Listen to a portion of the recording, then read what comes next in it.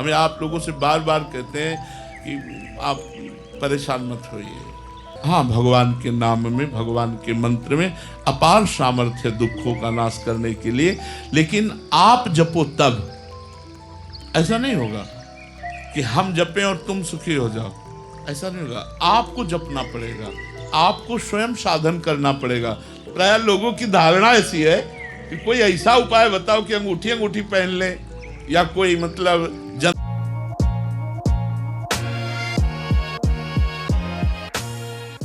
जय जय पूजा जी, श्री दिल्ली से। आग्नेश। राधे राधे महाराज जी, आपके चरणों में कोटि कोटि नमन। महाराज जी, शरीर के पुत्र को नाम जप के लिए और अपने समस्त कर्म श्री जी को समर्पित करने के लिए बोलती हूँ तो बोलता है आपने तो पूरा जीवन प्रपंच किया, अब नाम जप कर रहे हो तो मुझे बहुत ज्ञान दे रहे हो, तो मतलब तो ऐसे में महाराज जी मतलब कैसे करें, मतलब पर प्रयासरत रहिए। बच्चे हैं, एक दो बार अवहेलना करें तो भी उनको प्यार से समझाते रहिए। यदि उनसे कह दो बच्चा हमने प्रपंच में व्यतीत किया इसीलिए तो पश्चाताप है, हम चाहते हैं कि तुम्हारा जीवन प्रपंच रहित हो, उनको समझाओ ना कि आप ठीक है, इसलिए पश्चाताप करके आज मैं नाम जप कर रही हूँ तो तुमको पश्चाताप करना ना पड़े, इसलिए थोड़ा नाम जप तुम भी शुरू कर दो, अभी से शुरू कर दो, तुम्हारा मंगल हो जाएगा। तो नाम जप बुद्धि को प्रवीण बनाता है, नाम जप संसार में चलने का साहस देता है, नाम जप विपत्ति को भोगने का बल देता है, नाम जप अपने आप हर सुविधा प्रदान करता है। विश्वास कीजिए, नाम जप में बड़ी सामर्थ्य है। हमें आप लोगों से बार बार कहते हैं कि आप परेशान मत होइए, आप कहीं भागिए मत, आप कहीं दौड़िए मत। हाँ, भगवान के नाम में, भगवान के मंत्र में अपार सामर्थ्य है दुखों का नाश करने के लिए, लेकिन आप जपो तब। ऐसा नहीं होगा कि हम जपें और तुम सुखी हो जाओ, ऐसा नहीं होगा। आपको जपना पड़ेगा, आपको स्वयं साधन करना पड़ेगा। प्राय लोगों की धारणा ऐसी है कि कोई ऐसा उपाय बताओ कि अंगूठी अंगूठी पहन ले, या कोई मतलब जंतुर बांध ले, लोग ऐसा चाहते हैं। लेकिन हम आपको स्पष्ट ऑपरेशन करके बात बता रहे हैं, खुली ऑपरेशन करके बात बता रहे हैं कि को न काहू के सुख दुख कर दाता, निज कृत कर्म भोग सुनु भ्राता। हम तुम तो मनुष्य कोटि के हैं, मान लो साधु भी हैं तो हम जीव कोटि के हैं, लेकिन हम ईश्वर कोटि की मुनि की बात कहते हैं। वशिष्ठ जी, ये ईश्वर कोटि के महात्मा हैं, ये भगवत कोटि के, जिनके चरणों में भगवान राम मस्तक रखते हैं, वो वशिष्ठ जी भरत जी से कह रहे, सुनहु भरत भावी प्रबल, बिलखि कहो मुनिनाथ, हानि लाभ जीवन मरण जस अपजस विधि। है मंत्र, नाम है, भगवान के नाम में बड़ी सामर्थ्य है, इसलिए नाम जप करो। बेकार के इधर उधर की बातों में मत फंसो, कोई तुम्हारे दुख को नहीं मिटा सकता और जेब तुम्हारी खाली करवा सकता है, ये पक्की बात है। दुख मिटाना है तो तुम्हें लगना होगा। पापाचरण बंद करो, शराब पीना बंद करो, मांस खाना बंद करो, पराई बहन बेटी की तरफ गंदी दृष्टि बंद करो, अच्छे आचरण करो, अभी आनंदित हो जाओगे, अभी सुखी हो जाओगे। तुमको देखकर लोग आनंदित हो जाएंगे, आपका इतना चेहरा प्रसन्न रहेगा। और गलत आचरण करो और पैसा जमा कर दो, तो पैसा जमा करना हुआ पुण्य, और गलत आचरण जो कर रहे हो पाप, इसका फल तुम्हें मिलेगा, उसका भी फल मिलेगा। महाराज जी ऐसी जगहों पे बहुत भीड़ रहता है महाराज जी, और काफी लोग कहते हैं हमें लाभ भी हुआ, पुत्र हुआ। देखो, इसमें हम आपको बता रहे हैं, ये संयोग की बात है। ऐसे दंपत्ति कितने भारत में हैं जो हर उपाय करने के बाद भी पुत्र प्राप्ति नहीं हुई। ऐसा पुत्र प्राप्त करवा दे तो भारत में निसंतान कोई रहे ना जाए, भारत में निसंतान, वो संयोग लग जाता है। संयोग, पुण्य का संयोग लगा, उसका संयोग लगा, पुत्र होने का समय आ गया, और उसका संयोग लगा, बोले बाबा के आशीर्वाद से काम चल गया, बाबा के आशीर्वाद से पुत्र नहीं हुआ, तुम्हारे पुण्य के, तुम्हारे संयोग से, तुम्हारा जो भाग्य था उसमें पुत्र था, इसलिए पुत्र हो। अगर भाग्य में पुत्र नहीं है तो नहीं होगा, चाहे जितना प्रयास कर लो। देखो, भागवत में इस बात का प्रमाण है कि आत्मदेव नाम का ब्राह्मण जब बहुत सब पुत्रेष्टि यज्ञ सब कुछ कर लिया और पुत्र नहीं हुआ तो करने के लिए जंगल गया, वहां देखा एक सन्यासी मिल गए, तो उनके चरण पकड़ लिया। सन्यासी जी ने कहा, आप उदास क्यों हो? बोले, हम उदास क्यों, हम तो मरने आए, हमारे पुत्र नहीं हो रहा है, सब संपत्ति है, बढ़िया सब सुख सुविधा है, पुत्र नहीं हो रहा तो हमारे पितरों का कैसे पिंडदान होगा, इसीलिए मैं आया हूं कि अब आप कर लूंगा।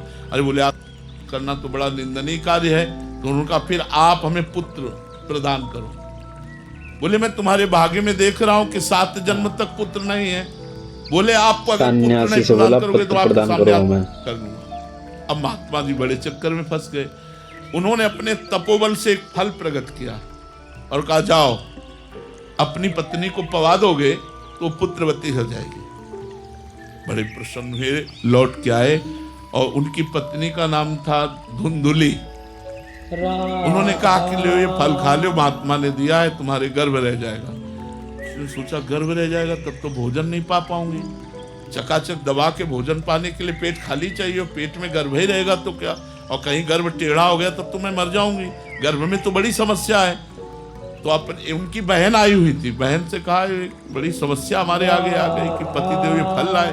तो बोले सुनो समस्या का समाधान ये कि परीक्षा के लिए ये फल तुम गाय को पवा दो और मेरे गर्भ है और तुम कहती रहो गर्भवती का नाटक करती रहो, और जब मेरे संतान होगी तो मैं तुम्हें दे दूंगी, तुम धन हमारे पति को दे देना और मैं सबसे कह दूंगी मेरी संतान मर गई, बढ़िया काम बन जाएगा।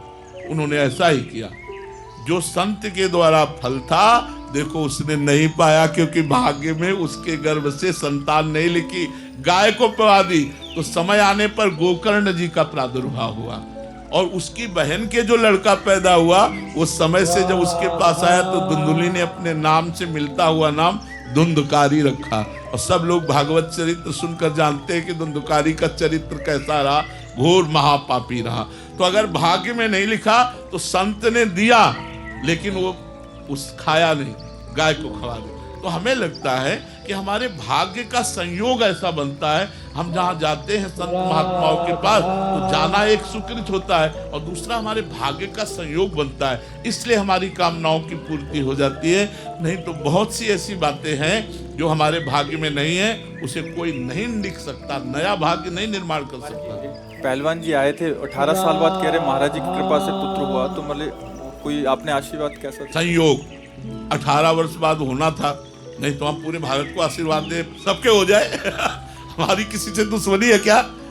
हमारे तो सब प्रियजन है, हमारे तो सब प्राण हैं। उन्होंने जो साधना की 18 वर्ष उन्होंने वृंदावन की दंडोती परिक्रमा लगाई और संत के प्रतिभाव किया, प्रारब्ध का बदलाव हुआ, एक साथ 2 संतान हुए, 2 पुत्र एक साथ पैदा हुए उनके 18 वर्ष बाद।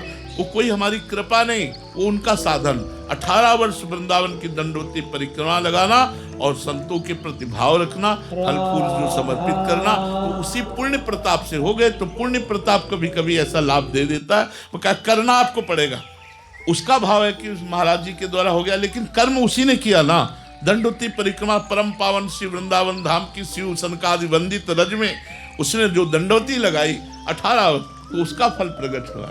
जो है गुरुदेव भगवान यहाँ पर ऐसा कहना चाह रहे हैं कि किस तरीके से जो है हम जो है किसी भी नाम के बल से किसी भी चीज़ को प्राप्त करने के लिए, कुछ भी करने के लिए हमको जो है नाम जप सत्संग खुद करना पड़ेगा, खुद सुनना पड़ेगा, जिससे उसका फल हमको मिलेगा। अब कोई ऐसा नहीं है कोई जो आए कोई हमारे लिए करे, कोई जंतुर बांध दे या फिर कोई कलावा बांध दे किसी चीज़ के लिए, ऐसा बिल्कुल नहीं है। नाम जब स्वयं चीज़ हमको करनी पड़ेंगी। जब हमारे जीवन में बदलाव आएगा, बदलाव के लिए सब कुछ हमको खुद करना पड़ेगा, नाम जब से लेकर सब कुछ।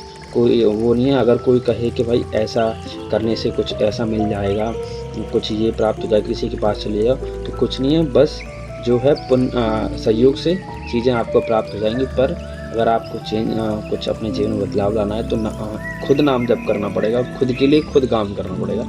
इस तरीके से महाराज जी ने बताया है। तो ठीक है, अब मिलते हैं अगली वीडियो में। बोलो राधा वल्लभ लाल की जय। जय जय श्री राधे श्याम।